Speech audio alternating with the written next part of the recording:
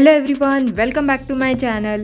तर आजच्या व्हिडिओमध्ये आपण बघणार आहोत स्टँडर्ड 10th मराठी अक्षर भारती त्यातील 12वी कविता रंग मजेचे रंग उद्याचे।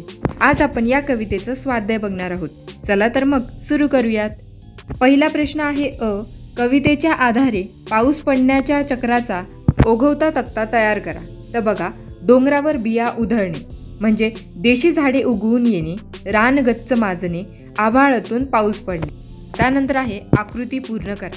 काळी आई जगवण्यासाठी अपेक्षित कार्य, राबणाऱ्या हातांना पाठबळ देणे, डोंगरावर बिया उधळणे, देशी झाडे रुजवणे। त्यानंतर दुसरा प्रश्न आहे चौकटी पूर्ण करा। जिथे सृष्टी पोहोचते असे ठिकाण फुला फुलांचे दाट ताटवे, कवयित्रीच्या मते जपण्याची गोष्ट सृष्टी। त्यानंतर तिसरा प्रश्न आहे कवितेत आलेल्या खालील संकल्पना स्पष्ट करा।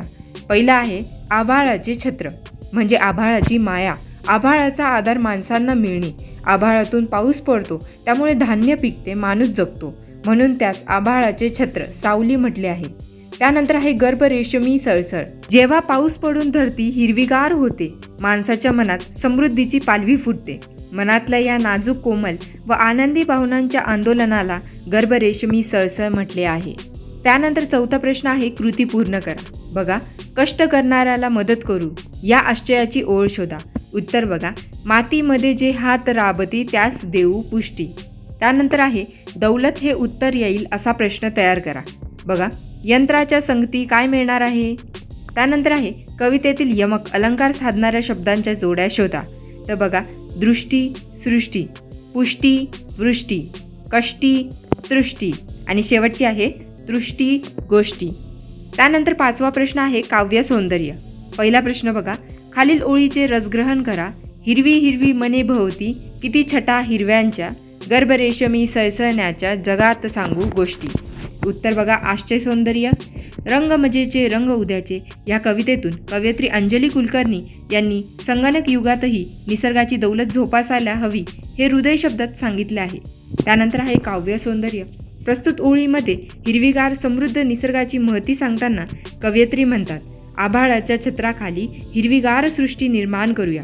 सृष्टीमध्ये फुललेल्या हिरव्या रंगाच्या विविध छटा पाहून आपली मनेही हिरवीगार व प्रसन्न व्हावी। रेशमी मखमली गाभ्यासारखं निर्मळ व सुंदर आनंद प्रत्येकाच्या मनात उगवेल आणि या समृद्धीच्या कहाण्या आपण अभिमानाने सांगू शकू। त्यानंतर आहे भाषिक वैशिष्ट्य। या ओळीमध्ये कवयित्रींनी ओघवत्या भाषेत आव्हान केले आहे। पर्यावरण जगवणे व ते नित्य अनुभवणे हा मूल्यवान विचार सुंदर शब्दात व्यक्त केला आहे। हिरव्या रंगाचे आवर्तन मनात सुखद गारवा पेरत जाते। गर्भ रेशमी गोष्टी या संकल्पनेमधून मनाची कोमलता व मार्दव प्रत्यस येते। त्यानंतर दुसरा प्रश्न आहे पृथ्वीला वाचवण्यासाठी काय काय करावे असे कवयित्रीला वाटते। उत्तर बघा, पर्यावरणाचे रक्षण व संवर्धन कसे करावे हे कवितेतून सांगताना कवयित्री म्हणतात, रंग उद्याचे व रंग मजेचे पाहण्यासाठी या सृष्टीला जीवाभावानी जपायला हवी। संगणक हा अन्नधान्य देत नाही, त्यामुळे मातीमध्ये राबणाऱ्या शेतकऱ्याला पाठबळ देऊन काळ्या आईची सेवा करायला हवी। डोंगरावर बिया उधळून द्याव्यात, त्यातून देशी झाडे उगवतील, दाट राने फोफावतील, त्यामुळे पावसाचा वर्षाव होऊन धरती हिरवीगार होईल। पृथ्वीला अवर्षणापासून वाचवण्यासाठी झाडे लावायला हवीत। निसर्गाचे सौंदर्य अबाधित राखण्यासाठी कटिबद्ध व्हायला हवे। मातीशी असलेले नाळ तोडू नाही, पर्यावरणाची जोपासना करणे हे आपले आद्य कर्तव्य आहे। पृथ्वीला वाचवण्यासाठी प्रयत्नांची पराकाष्ठा करायला, तेव्हाच धरतीवरच्या हिरव्या छटा पाहून मानवी मन आनंदित होईल। त्यानंतर शेवटचा प्रश्न आहे वसुंधरेचे हिरवेपण जपण्यासाठी उपाय सुचवा। उत्तर बघा, आपण या पृथ्वीवर राहतो, ती आपली माता आहे। ती संपन्न व समृद्ध राहावी यासाठी पृथ्वीची काळजी घेणे हे आपले कर्तव्य आहे। प्रचंड जंगलतोडमुळे जंगले भकास झाली आहे, त्यामुळे पाऊस पडत नाही। अवर्षणाचे संकट पृथ्वीवर सतत येत असते, म्हणून पृथ्वीला वैराण होण्यापासून वाचवण्यासाठी झाडे लावा झाडे जगवा ही मोहीम अग्रक्रमाने राबवणे आवश्यक आहे। पृथ्वीला वाचवणे हे प्रत्येक नागरिकाचे प्रथम कर्तव्य आहे। पाणी नाहक वाया दडवणे, पाण्याचा गैरवापर करणे चुकीचे आहे। तसेच वायू प्रदूषण व जलप्रदूषण यांना आळा घालणे आवश्यक आहे।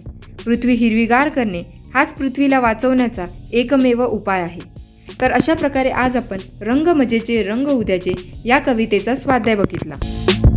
If you like this video then please like, subscribe, share and also don't forget to comment. Thanks for watching.